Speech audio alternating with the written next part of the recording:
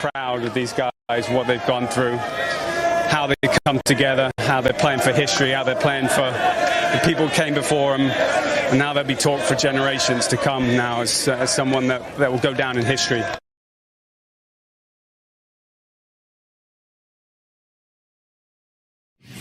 From the studios of Extreme Sports in Hastings, Nebraska, we present Huddle Up, a great way to start your day with all the news, weather, and sports you need, interesting interviews, and friendly conversation from two guys that go together like Scooby and Shaggy, Mike Will and Tyson Havronic.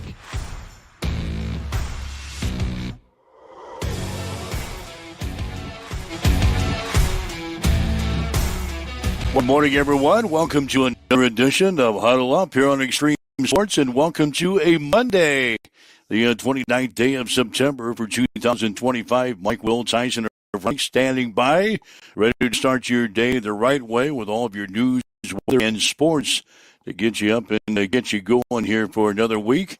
Lots of things on the play here today. The new AP college football poll is out, and after four of the top 10 teams were defeated over the weekend, kind of a shakeup in the top 10. We'll tell you about that coming up here this morning.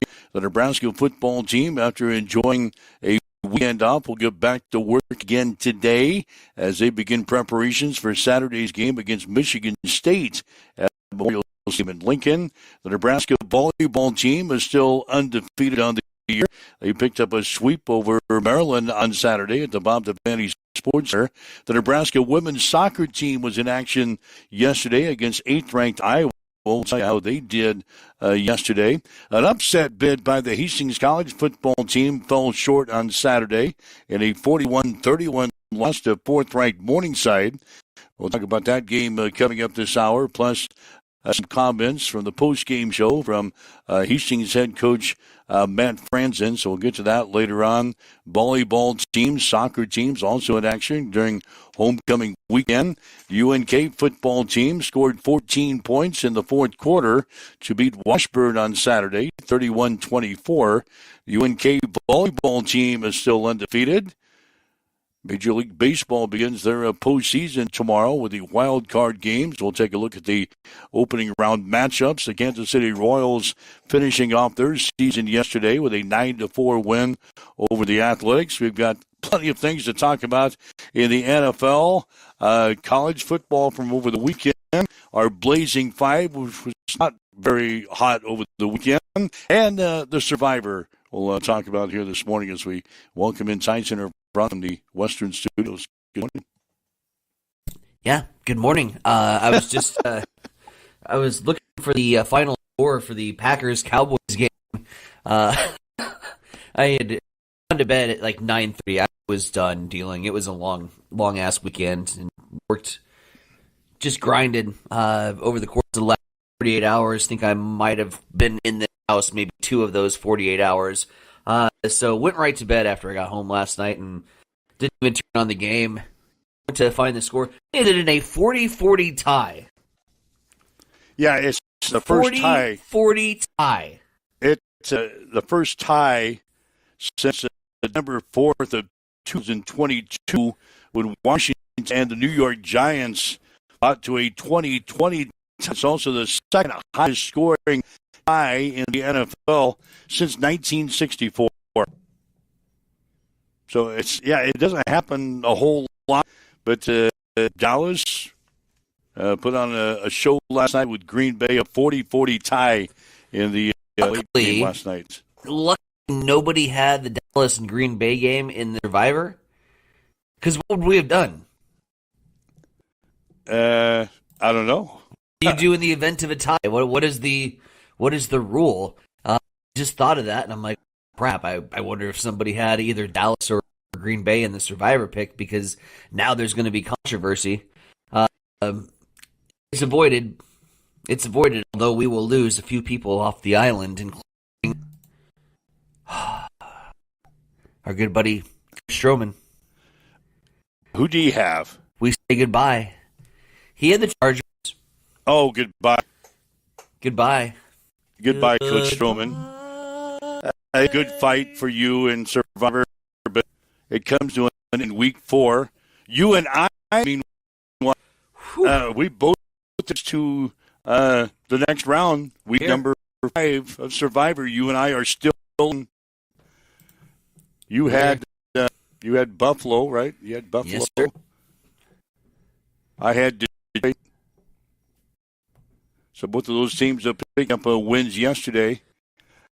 Let's just sneak in NFL while we're talking about the NFL. The games yesterday, of course, Tyson already mentioned the late game last night. Packers and the Cowboys fleeing to a 40-40 tie. The Bears, one of my blazing 5 picks. The Bears, they covered yesterday as they out the Las Vegas Raiders by the score of 25-24. I don't even know if you could say outlasted. Why? Did you see how that game ended? Yes, that wasn't really outlasted. That was Raiders Raidering in the waning moments. That was Raidering. We have a victory. Let's give it to the other team. We don't want to win. We don't know what to do if we win. We wouldn't know how to react and respond. Let's just go ahead and give it to the other team. Yeah, so the Bears, they beat the Raiders yesterday 25-24. Got to get to this one. I got to get to this. I'm wearing my Kansas City red today. Red and gold is back. The Red do not count the Chiefs out yet. The Chiefs beating the Baltimore Ravens yesterday, not only beating the Baltimore Ravens, it was no contest. The Chiefs beat the Ravens yesterday 37-20. Xavier Worthy is back. The offense is back. I'm feeling good. Watched it with a bunch of fans yesterday, and we're all happy. We're all happy now. I think we're back on track. The offense looked pretty good. Yeah, they beat the Ravens 37-20. Patrick Mahomes is now 6-1. That's Lamar Jackson and Baltimore. Went out, by the way. Yes, that's what I'm saying. But 6-1. No, that wasn't the difference in the game. That game was well in hand by the time Lamar Jackson went out. The hamstring injury, third quarter. Chiefs were in control of that game when Lamar out. I don't even have to bring it up. I just say one word and I'm already hitting triggers for you. I know what you're going to say. No, you don't. You have no idea what I do. I could have easily said, but you know what? Patrick Mahomes was so impressive that it didn't matter at that point. I could have said that. I know you. You weren't going to say that. You're going to say, yeah, but they won because Lamar Jackson got hurt. I knew that was going to come out of your mouth first thing this morning, so I was prepared. I was prepared for your rocket heading my way. Is that what you were going to say? No. I was going to give you guys credit. But screw that. That's done now. You burned that bridge. All right. Anyway, the Chiefs won with Lamar Jackson. He was knocked in the third quarter with a hamstring injury. They don't know how serious this is going to be. They're going to have more available today. They did not talk with reporters after the game yesterday, but Baltimore's in trouble. They're sitting at 1-3 on the season. It's happened twice to Baltimore previously in franchise history, in 2005 and 2015. In both cases, Ravens failed to make the playoffs in each of those seasons. So Baltimore sitting 1-3 after losing the Chiefs yesterday. We'll see what happens with Lamar Jackson. And the Cowboys feeling a little bit better about themselves, now sitting at 2-2 on the season. You know who's got to be feeling better about themselves? Although they did lose a big name in the win yesterday. His name has just all of a sudden eluded me. Thin air, I had it, and we were going to just go seamlessly into this segment. But the Giants be feeling great. Jack Dart comes in, plays really well. They pick up the 21-18 win over the Chargers for win number 1, a previously unbeaten team. win that game by 3. I mentioned I put that one in my Blazing 5 because I thought that they would cover. I would have never put them on the money line, but able to the Extreme Sports Survivor. But just a breath of fresh air for the New York Giants. After looking dismal for the first 3 weeks, they make a quarterback change, and they scored 21 points, and they be a good team. And Chargers, like you mentioned, 21. Malik Neighbors got hurt today. Yeah, so that's big. Right. Lions and owners. The Lions. Okay. That was my pick in Survivor. They beat the Browns, although the Brownies put up a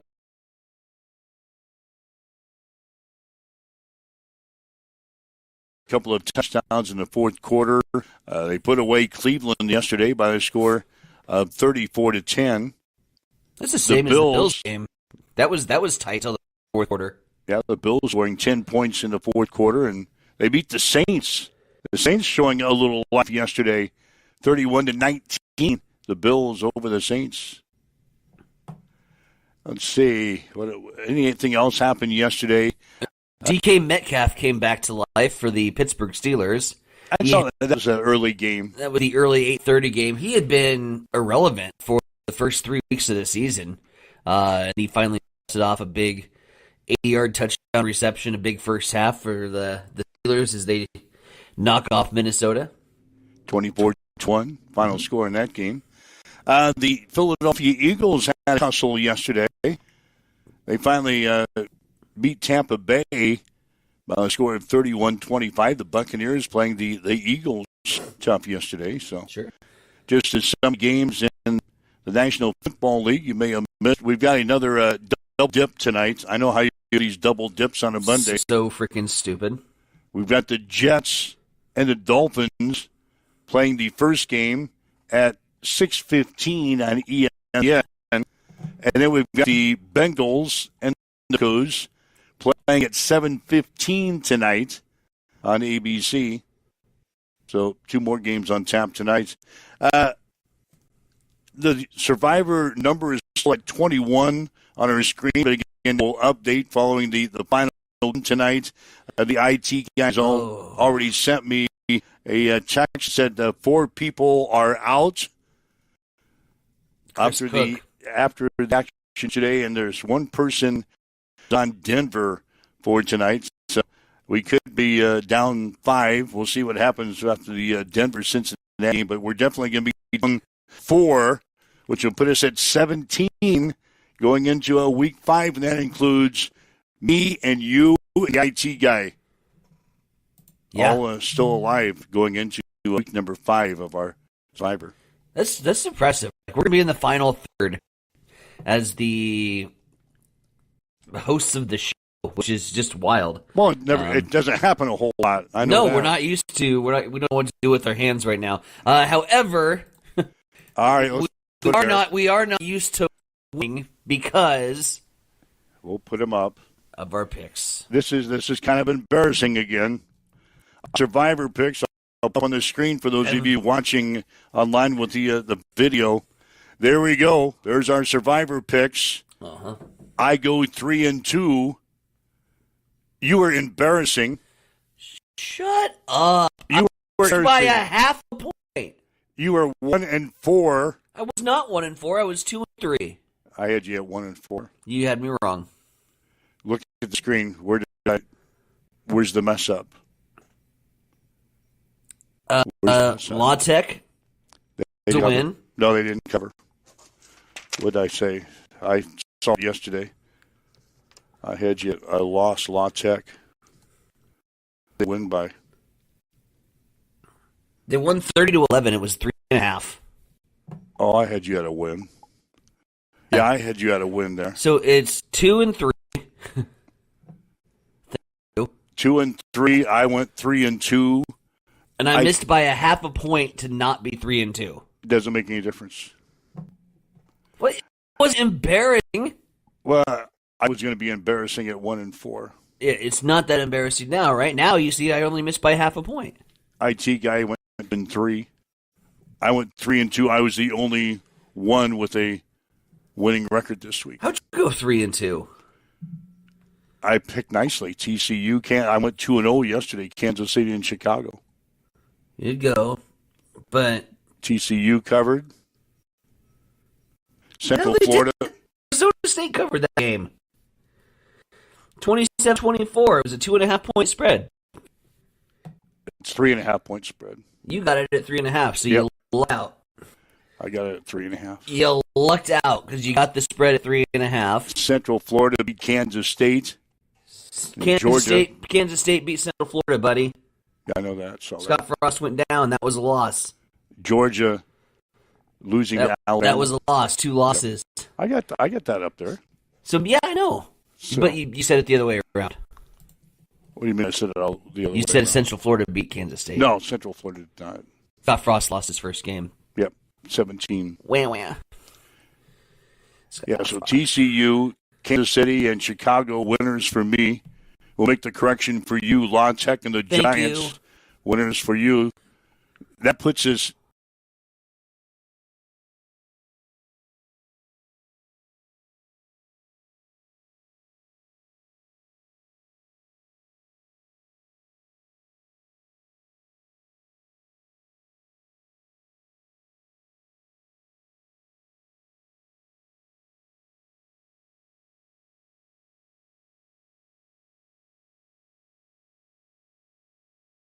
have to.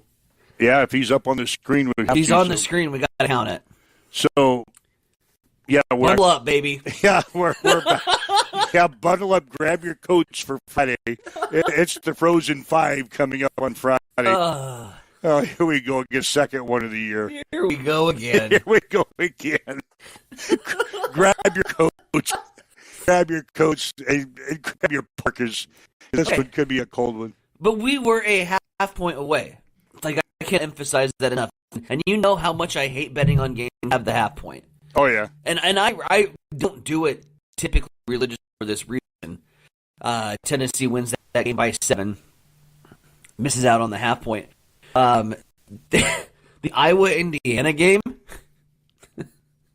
when the Indiana quarterback just went on a full-on dead sprint into the back of the end zone for a safety, like, had plenty of time to slide at any point, could have, like, ran out of bounds, but no, just ran out of the back of the end zone for the safety. I thought, oh boy, if that messes with the line, people are going to lose their shit. It didn't. Indiana had by enough by this point, but I said if that safety it happens a couple of times. Excellent. Yeah. That's gonna be awful. Go ahead. Nope, yours. I was just going to say that brings you up to date on kind of what's happened in the NFL, our Blazing 5 pick, our Survivor pick. I need some help. I need some help with Bad Bunny. Okay. Bad Bunny has been named the halftime show for the Super Bowl. Give me a thumb on the Bad Bunny. Do you know anything about Bad Bunny? Where's the turn the cricket thing on your sound bar on your little sound button? What are you talking about? You have a crickets on your board. You should use your hotkeys. I don't have crickets. Ah, damn it. I don't have crickets on my board. That's fine. A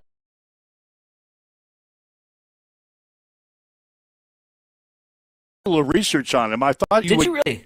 I did, because I didn't know anything about him.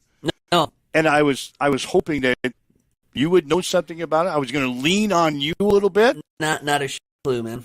Bad Bunny. He's a reggae type. Reggae. Reggae. Latin type guy. He's a Puerto Rican superstar. Off of his historic Puerto Rico residency this month that drew more than 500,000 fans. Nice. He's leading all nominees at the Latin Grammys in November. He's become one of the world's most streamed artists with a couple of albums I can't pronounce the names of. So Bad Bunny with all the artists that we have in this world, the Super Bowl has come with Bad Bunny as their halftime entertainment this year. You know who's pissed off? Who? President. Why? He's already come out with a statement. Oh, jeez. I didn't even read it. Here it is. In a controversial decision, Not even going to listen. Bad Bunny as the musical act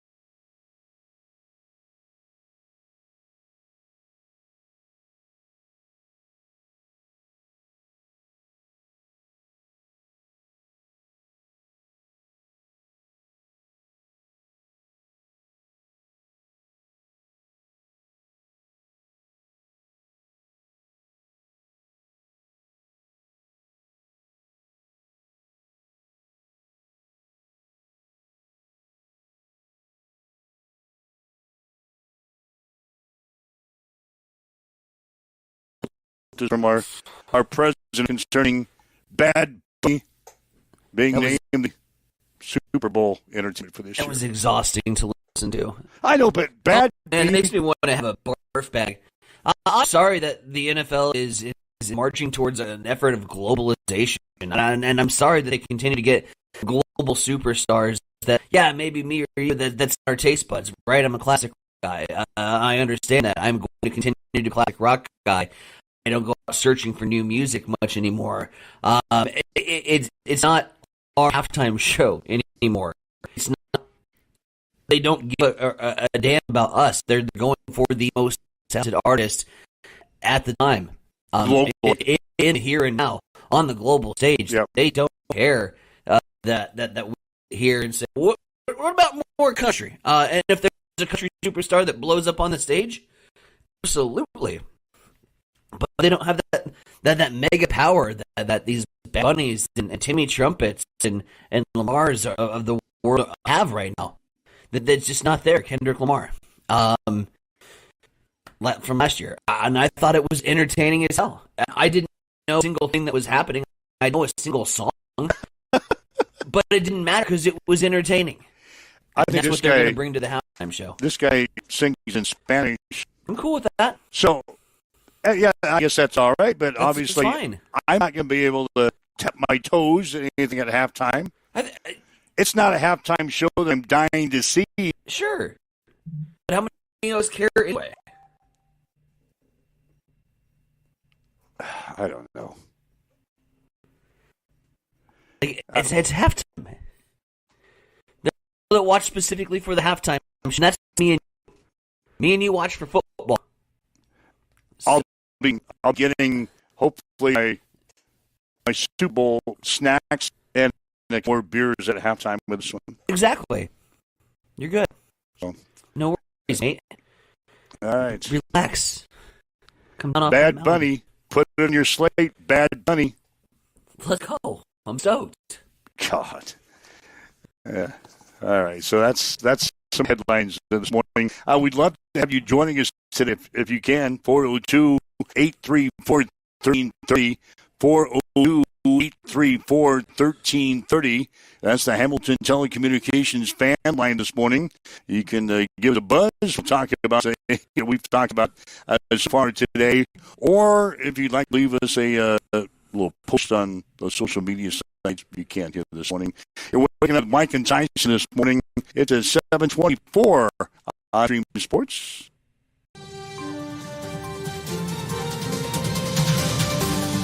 It's time for a morning news update on Extreme Sports.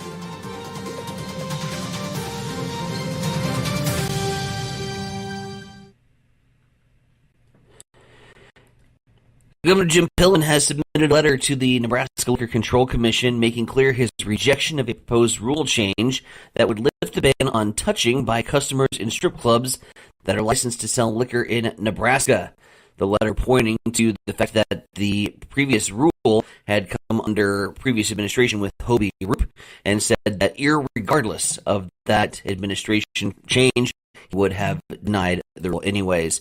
Meanwhile, we head over to the U.S. Department of Agriculture, who is issuing a second emergency commodity assistance program, payment eligible to producers 2024 crop year. The authorized $10 billion in ECAP assistance, USDA's Farm Service Agency has already provided over $8 billion in payments to eligible producers to mitigate the impacts of increased input costs and failing commodity prices. The U.S. Secretary of Agriculture made an announcement at the Ag Outlook Forum in Kansas City.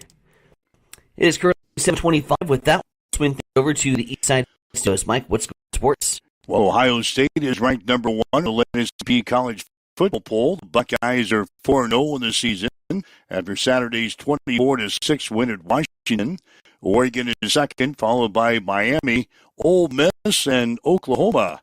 Running out the top 10 are Texas A&M, Penn State, Indiana, Texas, and Alabama. Michigan is number 20, and Illinois is number 22. The Nebraska football team is 3-1 in the season and not play over the weekend. Huskers will battle Michigan State on Saturday in Lincoln.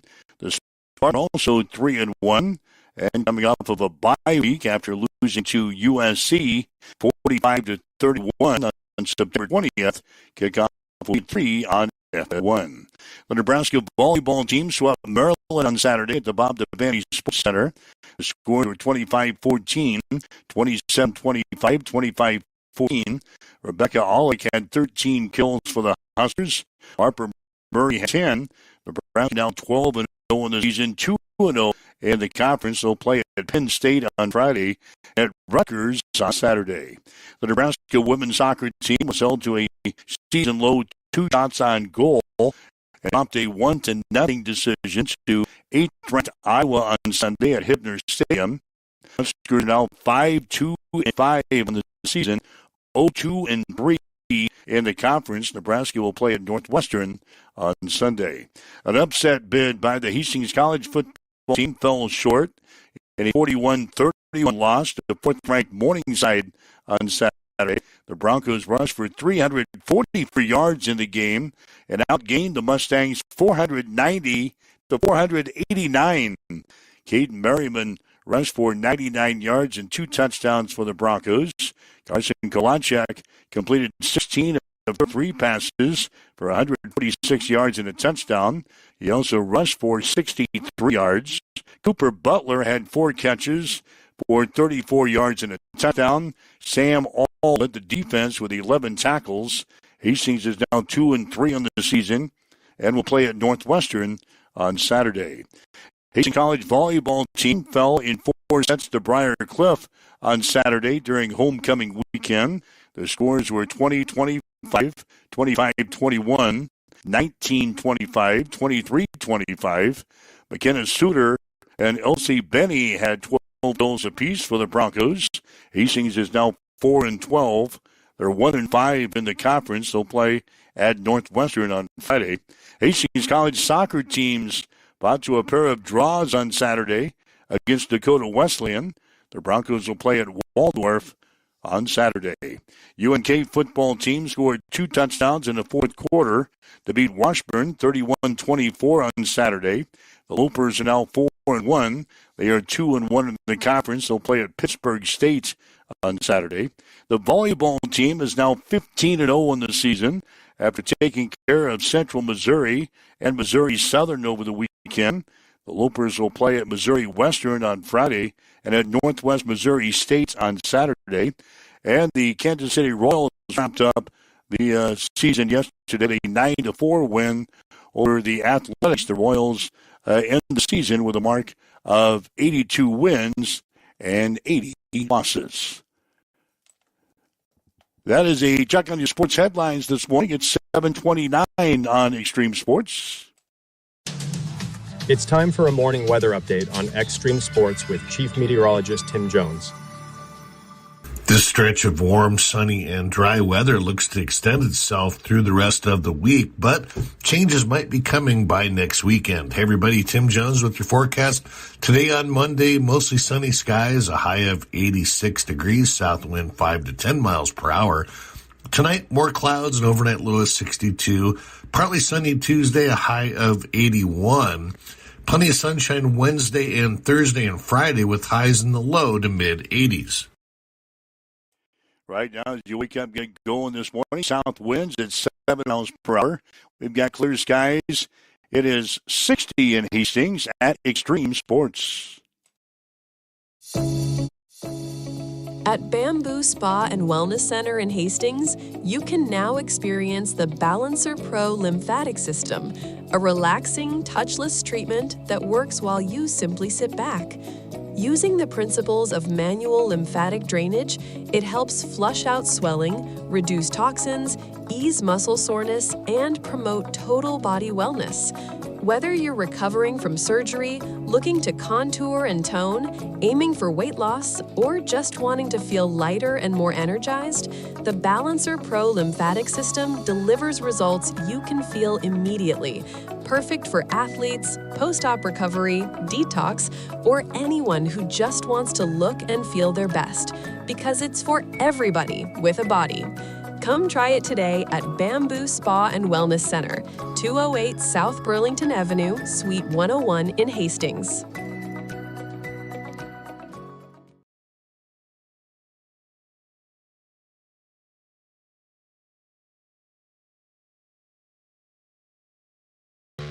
Connet Auto Care is the trusted name in automotive repair and maintenance services in Hastings. We're a gold-certified Napa Auto Care Center. Our ASE-certified technicians have the Blue Seal of Excellence, receive continuous training, and are committed to providing the best service your vehicle can get. Whether it's preventative maintenance, major repairs, or just an oil change, Connet Auto Care is here for you.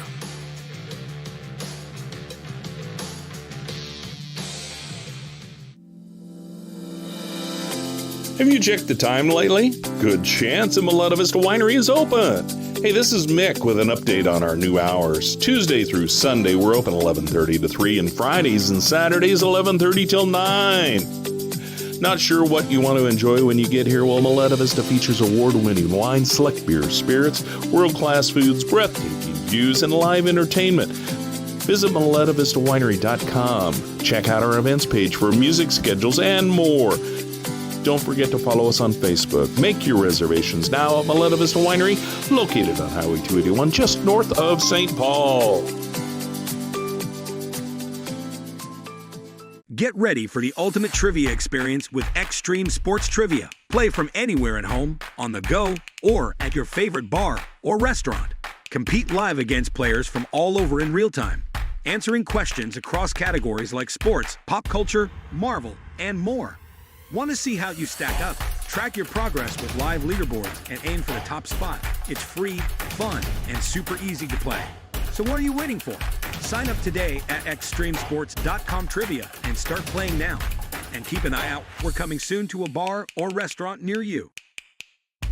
All right, Mike Wills, Heinz Center Bronick with you. It's a Huddle Up on Extreme Sports for this Monday. We told you the Major League Baseball regular season ended yesterday, so now the postseason finally gets underway.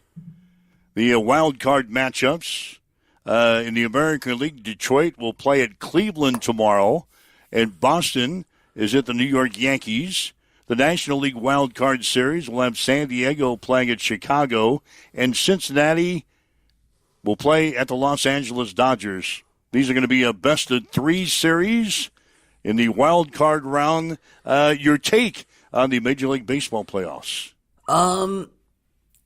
Cleveland's coming in as the hottest team in baseball right now. And Detroit, despite their efforts to slide and get out of the postseason picture, did find a way to sneak in to the postseason. Astros couldn't close any gap in that wild card spot, so Detroit sneaks in.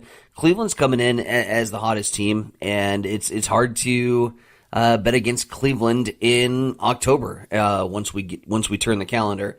So again, in a given 3-game series, I would take Detroit, but not the way that they've been playing in the course of the last several weeks. And so, yeah, I like Cleveland out of the American League to come out of that wild card series against Detroit. I think they're the strong team. I think Philadelphia is still by far and away the strongest team in the National League. And so out of the wild card matchups, is weird. But I kind of like Chicago to win in a 3-game series. It'll depend on the Cubs pitching. Ultimately, at the end of the day, if they can get good starting pitching, go deep in, and don't have to make it a Johnny Holstaff kind of day in the early goings. But I kind of like the way Chicago's been playing. The other series, Cincinnati? You said against the Dodgers. Yep. That's L.A. all the way. Love the fact that Ellie De La Cruz gets the opportunity to play some postseason ball. Cincinnati finding a way to sneak in. But what I really want to talk about is, the aftermath of our Midwestern baseball teams. And it was just the final day of what will hopefully be the front office for the St. Louis Cardinals.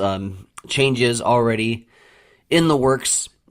And you got to think that within this very first week, we're going to get a breath of fresh air and an announcement of a change in leadership in the dugout. I'm done with Ollie Marmol. I'm through.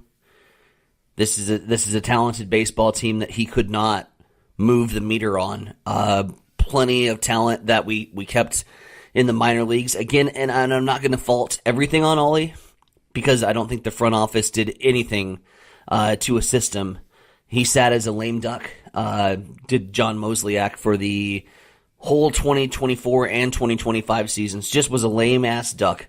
Didn't go out, didn't spend any money, didn't make this team competitive with arms, gave him a whole lot of nothing to work with. But we had young guys in the farm system that didn't get the call-up, that could have at least excited the fan base and maybe made a competitive push, and we didn't do that. And then, if I needed another reason to fire Ollie Marmol, he gave me one this weekend, and it was against our quote-unquote rival Cubs. And I say quote-unquote because it's not like it's a Giants-Dodgers rivalry. It's not like it's Yankees-Red Sox. I don't hate Cubs fans, man. I can respect that baseball franchise and what they've done, because they came up through like us. And here's the kicker. Like Cincinnati and Chicago and St. Louis, we all went through our rebuilds at the same time. And Cincinnati and Chicago are now in the postseason 2 seasons later, and St. Louis is still looking around like a lost little puppy that has nowhere to go and can't go up or down. But then in the series against Chicago, with Michael Busch needing a single to complete baseball's rarest feat, which is the cycle, this jackwagon, Ollie Marmol, calls for an intentional walk. For a team that had 0% chance to make the postseason. There was no implications if we won or lost that baseball game. To intentionally walk Michael Busch, who was a single away from the cycle, is for a team that wasn't playing for anything, is the stupidest, most dumbfounded, arrogant move, and made in totally in vain form. This loser needs to go. Ollie Marmol needs to leave baseball, and he needs to leave the Cardinals organization ASAP. And my expectation is it happens this week. My expectation is the manager that comes in will want to work with the current players on the roster. Wilson Contreras has already told the front office that he wants to stay and be a part of this rebuild and wants to restore the Cardinals brand back to postseason form. Nolan Arenado, I'm sure, would love it.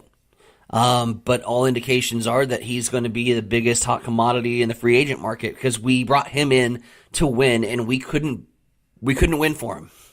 And I'm gutted as a Cardinals fan because we couldn't win with Nolan Arenado and Paul Goldschmidt when we had that opportunity. Because of the failures of this front office, this is a win or lose game, and I'm sorry. You could be the nicest guy ever, and I'm sure you are a decent individual, my man. But Ollie's got to go. It's time, and St. Louis needs a complete breath of fresh air in that front office, and I think they're going to get it this week. All right, so be looking for that. Maybe restore the confidence in my partner here You sound like you're on the ledge. You sound like you're creeping out on the edge, and you're about ready to jump. Listen, I've had your frustration for the past year. I feel it. I feel it because you're a diehard St. Louis Cardinals fan. And it's an organization that should be competitive in the postseason, at least at a wild card. I mean, you can't sit with an organization that oozes baseball. You watch what happened to the fans. The fans lost interest, and the fans became apathetic. And when apathy sets in, it's a recipe for disaster. And that's exactly what happened. And they showed up. They showed up by not showing up. You know what I mean? The fans voiced their frustration in the front office not getting them a competitive baseball team by not showing up. And you can't look at a 35,000 seat stadium that is a third full and think that this is an organization that I'm proud to be a fan of. Like, it doesn't happen. And it's tough when you have to sit here 2 straight years in September and in October and be watching other teams play baseball that you don't give a damn about. I mean, it makes you apathetic about the postseason. It's not good. St. Louis not being in the postseason is not good for baseball. I'm not on the ledge. I mean, I was expecting it this year. It's unfortunate that it played out to exactly how I predicted it would, and that was just a whole lot of average and nothing. But yeah, Ollie's got to go. Front office needs a new manager. Like, if we're gonna change it, let's change the whole thing. All right, we'll see what happens this week. This is the week you're going to hear a lot of baseball news from the teams that did not make the postseason, so like any other sports. All right, waking up with Mike and Tyson here this morning. This is Huddle Up on Extreme Sports. It's 7:41. If you'd like to chime in with anything we've talked about so far this morning, feel free to do so on the Hamilton Telecommunications fan line. That's at 402-834-1330, 402-834-1330. You can leave us a message on our social media sites as well. Let's swing back to some local stuff. The Hastings College football team played a heck of a game on Saturday, fell short in their upset bid as they lost to Morningside by a score of 41-31. A chance to meet up with Hastings head coach Matt Franzen on the post-game show about his feelings on the ball game, and obviously they were mixed on Saturday. Disappointed that we didn't have a chance at the end of the game to win the game, because it felt like the things that we did that we deserved to have a chance to win the game. But at the same point, I'm really proud of our guys, because so many teams going into this game beat themselves before it starts. And, we talked a lot during the week about being physical with these guys. I knew they were going to have some speed and some skills and some things better than anybody that we've seen, or maybe better than anybody we will see all season. But the one thing we could do is we could be physical with these guys, and the physicality will neutralize that speed if we do it well enough, and we did. Our guys were physical on defense, we're physical on offense, and we did a lot of great things. And so, to 41-31 against number 4 in the country is nothing to be ashamed of. And I think we probably got better today as a football team with half the season still coming. And the Broncos were successful offensively because they rushed the football. In fact, 344 yards against one of the top defenses in the conference on Saturday. I am mind blown. We did talk in the pregame. I said 150 would be a great rushing number against these guys. I said, honestly, if we can get 100, I'll probably be pretty happy with 100 rushing and 200 in the air. And the sheet in my hand rushing says 344. And they were big. A lot of them were big, long plays. We executed it well. The game plan was excellent that Coach Bauer put together, that we worked during the week with the blocking scheme, and our 2 running backs ran hard and fast and had great vision. So our run game, we executed it better than I've seen maybe ever as a head coach against this quality of a defense. I'm really proud of that rushing game. And Caden Merriman led the Broncos with 99 yards rushing and a couple of touchdowns for Hastings. And we talked about the game plan that we had instilled for this Morningside contest. We knew their corners don't like to play tackle football. They're athletic and they can cover and that sort of thing, but they're not guys that went to college to tackle people. And so we adjusted our blocking scheme and we brought our outside receivers into the safeties. I know on one of those plays, Eli Nappy had a knockout block on the safety. I don't know if it was the first or second touchdown of the third quarter.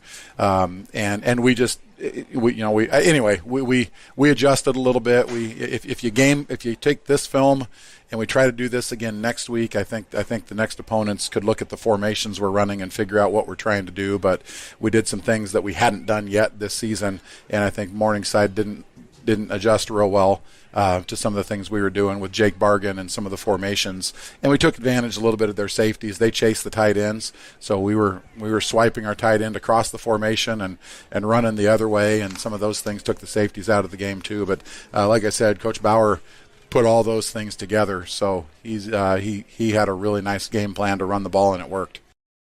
And we're listening to comments from Hastings head coach Matt Franzen following the Broncos' 41-31 loss to fourth-ranked Morningside on Saturday. We talked about how well the offensive line played in this one. Down the stretch, it became evident that we were going to have to throw the ball, and that's when the pressure got a little more, and the pocket squeezed a lot harder and faster the last two drives of the game. But again, when you're down 10 and you need two touchdowns, everybody knows you're going to throw the ball. But up to that point, boy, the offensive line, the protection was clean. We rolled Carson out of the pocket a fair amount of the time to neutralize some of that pass rush, and that was good. That worked. And then in the run game, I think the O-line I think was stellar against this tough Morningside defense all day long. Broncos lose by 10 points. Two big plays in this ball game. Morningside blocked a punt that they returned for a touchdown. They also blocked a Hastings College field goal attempt. That hurts. If there's anything, I guess, where we didn't do great things today, it was the special teams, and that was the difference in the final score. But honestly, we'll look at the film on those two plays a little bit closer. I glanced at it on the sideline real quick. I think our schemes were sound. I think we were late on the block punt. I think we took a little time, and I even told Traven after the first punt to take some time because Morningside hasn't been trying to block punts this season. They've been trying to set up their returns, and Traven is a great punter, and I love it when he can just get a hold of one and watch it go 60 yards in the air. And on the last one, we were trying to punt. We had the wind at our back. We were trying to punt across the field, and I was looking for a 60-yard bomb, and he held on to it just a little bit too long, and that's a killer. You don't win very many games where you give up a block punt, let alone one that they return for a touchdown. And then the field goal down here, I'd have to see what happened on that. I thought somebody got it in the middle, that the long hand reached up and got it, but the guys told me the guy came off the edge and got it, and so we'll have to look at that and see if it's operation time or, honestly, at that point I kind of have to say these Morningside guys are pretty good football players, and I think on the field goal anyway, I think that guy probably got a really good jump and out-athleted everybody and used some speed to make a really good play. So we'll have to look at it. I don't know that there's a lot that will change though going forward. I think that was kind of Morningside. Unfortunately, Morningside being Morningside today, and they had a little bit more of that than we did on those plays.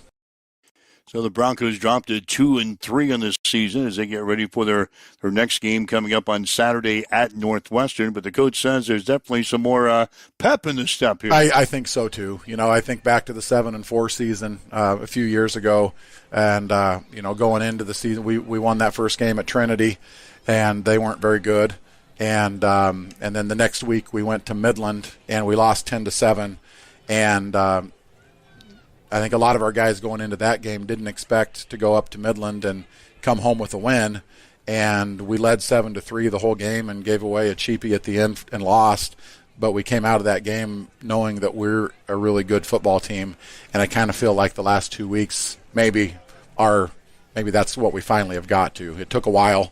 But I think last week against Waldorf was kind of that get-right game where everybody played and everybody felt good about it. And today we were able to play and scrap and go toe-to-toe with a national contender and hang within 10 points and have a couple plays go differently, maybe have a chance to win the game at the end. So I think it's going to be fun moving forward through the rest of the team. I think we got a group of guys that finally figured out how to fight and how to scrap and how to play together. We're not the best team in the country, but right now we're giving some of the best effort around. All right, those are the post-game thoughts from Hastings head coach Matt Franzen following the Broncos' near miss on Saturday as they had a chance against the Morningside and lost to the Mustangs by a score of 41-31. And the Broncos putting up some impressive numbers, including 344 yards on the ground against one of the best defenses in the conference. So we'll see if that kind of turns the tide now for Hastings for the rest of the season. We're halfway through the year. Some games coming up that the Broncos will be in the ball game, including this week's contest with the Northwestern Red Raiders. So anxious to see what the rest of the season brings to the Hastings College football team. Does it bring more energy to the broadcast booth when you've got a team that's going to hang around and has shown that they're in ball games? Because we've seen, whether it be HC or other programs, when they're having a rough season, like, it's tough on the broadcast crew too. When you have an effort like that, is there a little bit more anticipation, a little bit more eagerness and energy in the booth? Oh, no doubt. Yeah. No doubt. Normally, I'm not excited to head to Northwestern and play against the Red Raiders at their own place. Right. I'm stoked for this week. I think the Broncos can go in to a Northwestern and beat the Red Raiders this weekend. And it's only because what I have seen out of Hastings the last 2 weeks. Hopefully it's not false hope here. Hopefully we bring that same energy that we have the last 2 weeks. And if we do, we'll be right into the ball game to beat another powerhouse in the Great Plains Athletic Conference, and that's Northwestern. They were in a tussle this weekend, too. They have been the last couple of weeks. Northwest, I think it was a 1-point game. I think so. I think that was a final. 21-20 or something like that. So, they've been in a couple of tussles. In fact, they lost a game already to Mount Marty earlier this year. So wow. So, yep, that's going to be a Saturday game. They pushed the game time back 30 minutes. So the kickoff will be at 1:30, I understand now, on this Saturday. It means our pregame coverage, Pigskin Preview, will begin at 12:30 on this Saturday afternoon. So just a brief programming note. If you're looking forward to some Hastings College football on Saturday, it'll be a 12:30 pregame show. 1:30 will be the kickoff between the Broncos and the Red Raiders.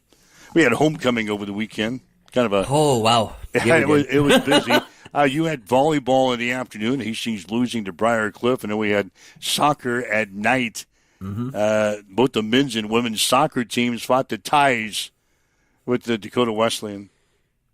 Yeah, 2 draws on the soccer pitch, and Hastings College kind of let a late lead slip away. Dakota Wesleyan was able to sneak in off a set piece on the men's game to get the 2-2 draw, and then the women, Dakota Wesleyan, give them credit, they sat back in a 5-3-2 and just anchored defensively and forced Hastings College to get really patient and creative in the offensive zone, and count a handful of shots that if it's an inch lower or an inch to the left, an inch to the right, soccer is such a game of inches, and they missed by the thinnest of margins. Could have been a 5-0 game, ended up being a 0-0 game.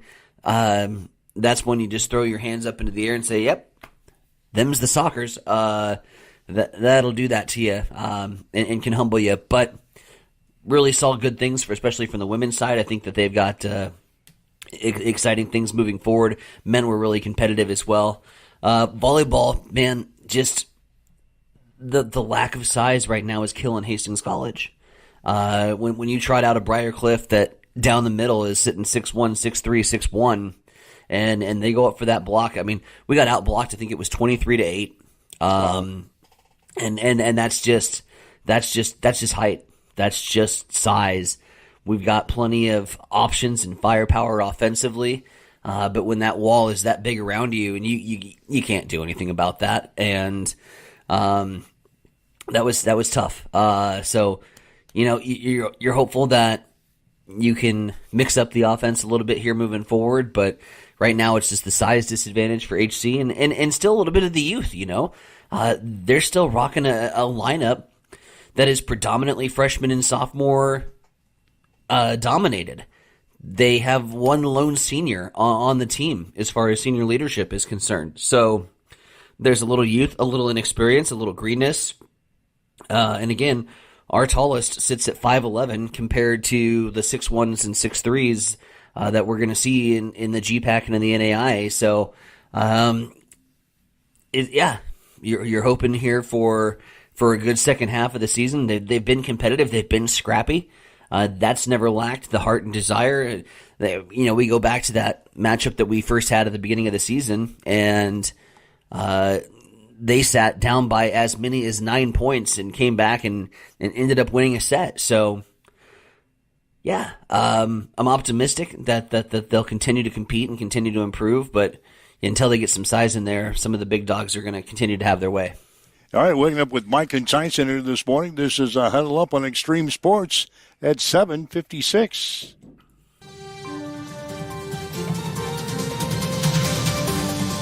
It's time for a morning news update on Extreme Sports.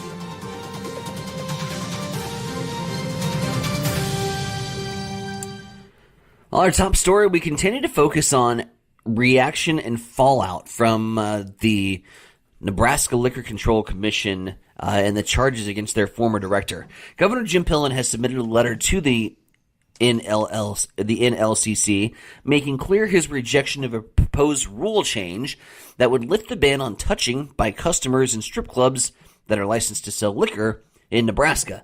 In the letter, Pillen said, and we quote, "I would have considered these changes to be inappropriate under normal circumstances. However, due to the recently unsealed indictment alleging an array of federal criminal activity against the former executive director Hobie Roop, which notably includes claims that Mr. Roop accepted cash, bribes, and sexual favors while he himself was engaged in explicit physical contact with the license's employees, this proposed rule change is particularly troubling." Pillen goes on to say, "It emphasizes the depth of the failure of leadership and governance at the commission under formal leadership and is widely inappropriate by any objective measure, but even more so when viewed alongside Mr. Roop's alleged conduct." He finishes by saying, "For these reasons, I am rejecting the proposed rule change and am terminating the rulemaking for this filing. I note for the sake of clarity and completeness that the proposed rule was initiated by previous membership of the commission, and I have full faith that recently appointed and forthcoming appointees would not even consider such a measure." End quote. It is now 7:57. With that, Mike, we'll turn things back over to you. What's going on in sports? Well, Ohio State ranked number 1 in the latest AP college football poll. The Buckeyes now 4-0 in the season after Saturday's 24-6 win at Washington. Oregon is second, followed by Miami, Ole Miss, and Oklahoma. Rounding out the top 10 are Texas A&M, Penn State, Indiana, Texas, and Alabama. Michigan is number 20. Illinois is number 22. Nebraska's football team is 3-1 in the season. They did not play over the weekend. Huskers will battle Michigan State on Saturday in Lincoln. The Spartans are also 3-1 and coming off of a bye week after losing to USC 45-31 on September 20th. Kickoff will be at 3 on FS1. The Nebraska volleyball team swept Maryland on Saturday at the Bob Devaney Sports Center. Scores are 25-14, 27-25, and 25-14. Huskers now 12-0 in the season. They're 2-0 in the conference. They'll play at Penn State on Friday and at Rutgers on Saturday. The Nebraska women's soccer team was held to a season-low 2 shots on goal and dropped a 1-0 decision to 8th-ranked Iowa on Sunday at Hibner Stadium. Huskers are now 5-2-5 on the season, 0-2-3 in the conference. Nebraska will play at Northwestern on Sunday. In the late NFL game last night, Green Bay and Dallas had to settle for a 40-40 tie. It's the first tie since Washington and the New York Giants fought to a 20-20 tie on December 4th of 2022. It's also the second highest scoring tie since 1964. And Chase Elliott raced from 10th to 1st in the second overtime to claim the NASCAR race yesterday down in Kansas. Denny Hamlin was second, followed by Christopher Bell, Chase Briscoe, and Bubba Wallace. That's a check on your sports headlines at 8 o'clock on Extreme Sports. It's time for a morning weather update on Extreme Sports with Chief Meteorologist Tim Jones. This stretch of warm, sunny, and dry weather looks to extend itself through the rest of the week, but changes might be coming by next weekend. Hey everybody, Tim Jones with your forecast. Today on Monday, mostly sunny skies, a high of 86 degrees, south wind 5 to 10 miles per hour. Tonight, more clouds, an overnight low of 62. Partly sunny Tuesday, a high of 81. Plenty of sunshine Wednesday and Thursday and Friday with highs in the low to mid-80s. As you wake up, get going this morning, we've got south winds at 7. It is clear. It is 60 in Hastings at Extreme Sports. At Bamboo Spa and Wellness Center in Hastings, you can now experience the Balancer Pro lymphatic system, a relaxing, touchless treatment that works while you simply sit back. Using the principles of manual lymphatic drainage, it helps flush out swelling, reduce toxins, ease muscle soreness, and promote total body wellness. Whether you're recovering from surgery, looking to contour and tone, aiming for weight loss, or just wanting to feel lighter and more energized, the Balancer Pro lymphatic system delivers results you can feel immediately. Perfect for athletes, post-op recovery, detox, or anyone who just wants to look and feel their best, because it's for everybody with a body.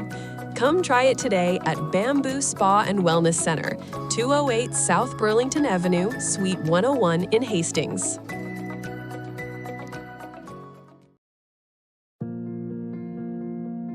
I'm John Butler, Funeral Director and Owner at Livingston Butler Volland Funeral Home and Cremation Center in Hastings. And I'm Nikki Butler, the Advanced Funeral Planning Specialist. Whether you choose a traditional service, cremation, or a unique memorial service, our experienced staff is here to help guide you through every step. Visit us at lbvfh.com to learn more about our services and how we can support you. Livingston Butler Volland Funeral Home and Cremation Center. We are here when your need is greatest.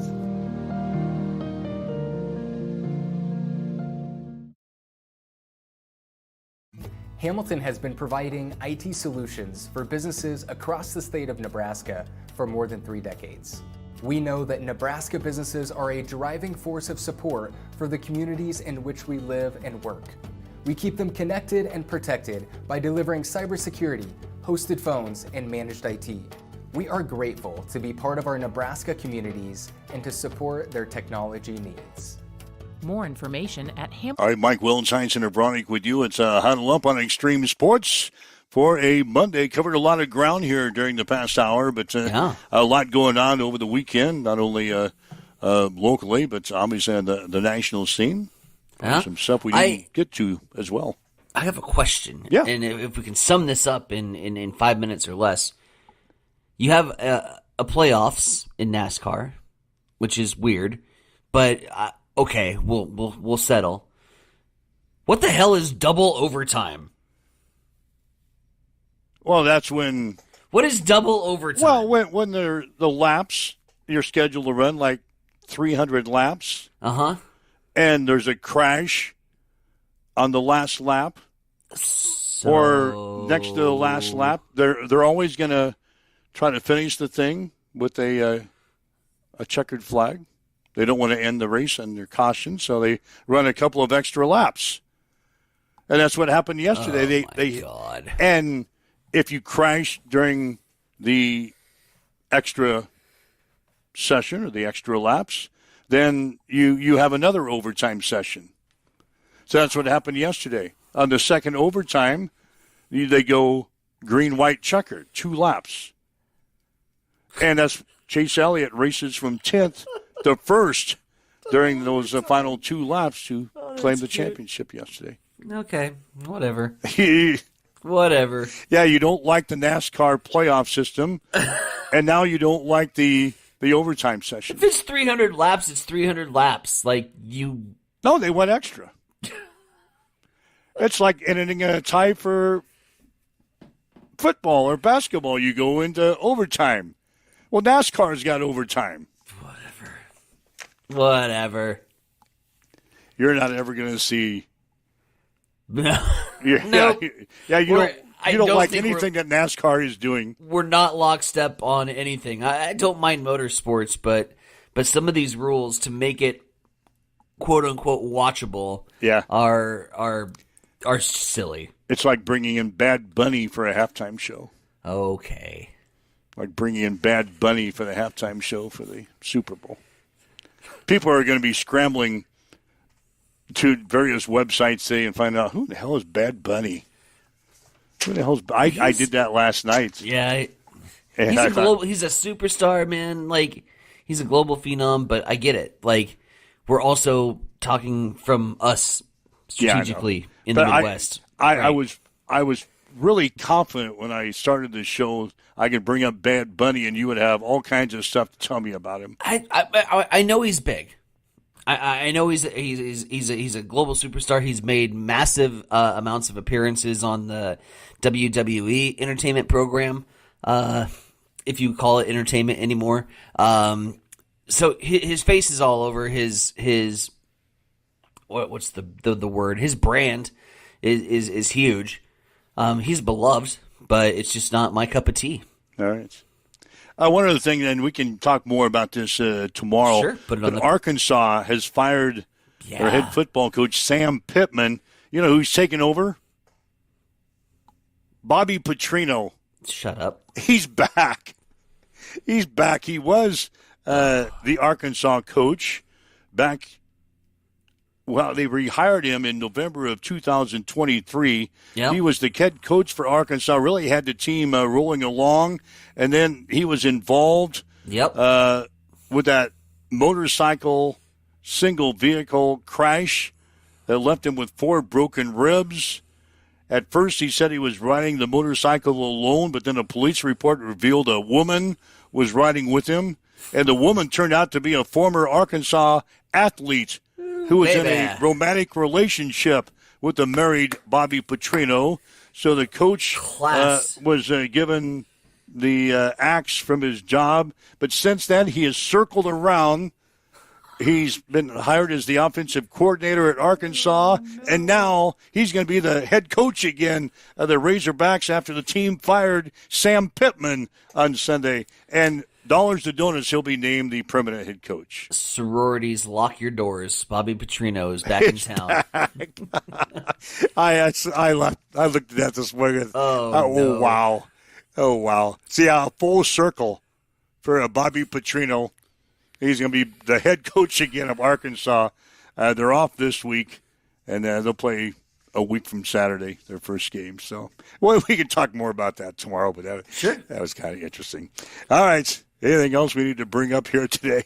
No, we're running long like we usually do on a Monday. We're looking forward to hearing from Coach Rule. He's going to be before the media and address us on game week. And it's a game week that I think that we need to collectively get everybody back, losing and then going on a bye, and having that linger around for an additional week and some negativity start to set in.